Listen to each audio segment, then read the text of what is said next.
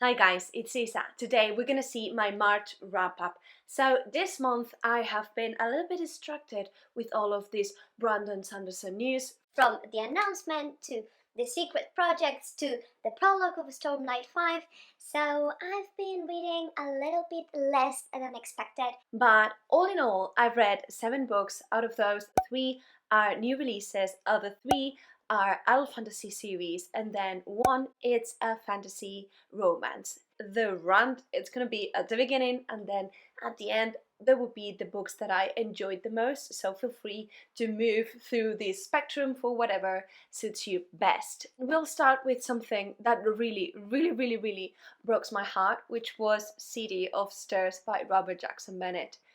This must be me. I cannot accept that I won't like this series, and I cannot accept that Robert Jackson Bennett is not one of my favorite authors. So I will continue with this series, although I really thought that this book was created for people that it's way more smarter than I am. And this book, it's about a story where a long time ago the gods were supposed to live in this land. There were different gods and each of them had like different powers, and all of them created kind of like this fantastic land. One day people started killing these gods, and with their death the land started to be destructed. The story picks up with our main girl, which is kind of like a detective in this city where it seems that the gods are not as dead as they are. I really wanted to like this book. The beginning was like, ooh, promising, but then it was so slow. I thought there was gonna be a very quick, I thought the detective-esque vibe was gonna keep me hooked to the pages, and you know what? I wasn't. Like, there was a part when our main girl discovered like notes from this person that died, and there are pages, like 5 pages just for the notes of this person, and it just like, Can't you maybe summarize that a little bit? Well, then we go to The War of Two Queens by Jennifer L. Armentrout, which is book 4 in the From Blood and Ash series. And so this book was decent continuation, but surely not the best one in this series. It had a lot of controversy, although I was able to skip all of those spoilers and maintain myself free, so I won't get into those either. I created a specific video reviewing this book in detail, so I will move through the story very briefly and also through my feelings, and it picks up right after the events of last book. We will be following 2 points of view. For the first time we will have Castile, which is the main male interest, as part of the story, and we will have also Poppies, which is the main girl. I was expecting a little bit more of the war. and it was more of, I really want my guy, yes you cannot have it, and let's have tea meanwhile we decide this stuff. So it just, City of Stars, it's really political, and then The War of Two Queens wants to be political but it isn't at all, and so, well. Then we have Zodiac Academy book 3, which up till now I believe it's one of my favorites. The dynamic of the characters, it's way better, and like our girls are already kind of like claiming their place. And this story follows 2 sisters, 2 twins that are Fae. The thing is that they have been living in the human world all of their lives without knowing that they are Fae, and they're not just Fae, they are in fact the heirs of the Fae throne. And one day this sexy professor comes and tells them that they need to get into the Zodiac Academy within the Fae world because their abilities need to be honed. Then I read The Girl Who Fell Beneath the Sea, which was such a pleasant surprise.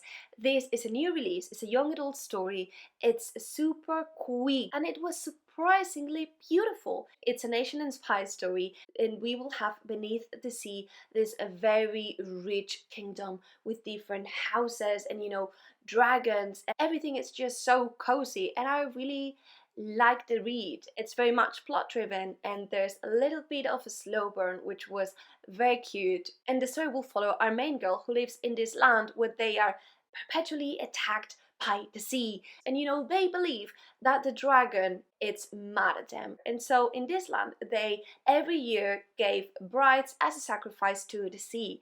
And the story will kick off with the girl not being the sacrifice, but she choosing to be the sacrifice that year. Our girl will need to fight against time to find her soul and to save her people. Then we have The Shadow of What Was Lost, an adult fantasy story that I buddy read with a friend of the channel. I really enjoyed it, and the story, it was fulfilling.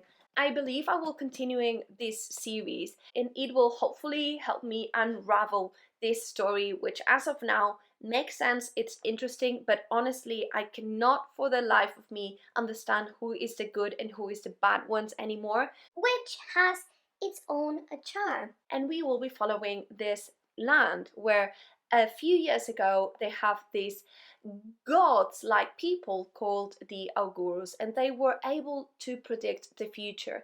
The thing is that one day their powers went away, they started to fail, And they kind of shush it. People discovered and killed them all. however there was people that was kind of under these augurs that had power but didn't have as much, called the gifted.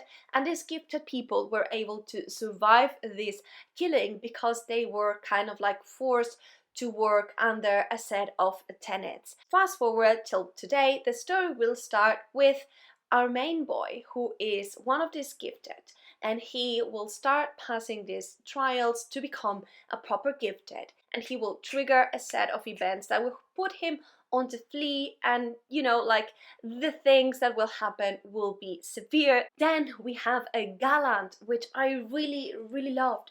I created a specific video for the best books that I've read in this year so far, and I really count Gallant as one of them, so I will move quickly through the review so I don't repeat myself as much, and I apologize for that. And this story is almost an urban fantasy story, right? It unravels between an orphanage and this magical twisted manor. It's plot driven at times, but then other times the scenes are really slow, and the story has a real depth to the characters. So maybe a blend in terms of tropes. We'll have the chosen one, and we will also have this fight between what's good and what's bad. And it's almost a grown-up story, and it's a story that it's honestly sad. It talks about ghosts, and it talks about a girl that can speak but she can see ghosts. She doesn't have a family, and then when she gets to that family, she isn't really embraced as much, and she needs to fight a great evil. It had beautiful illustrations in the story that play a very relevant role to it, and I thought that as well was really interesting.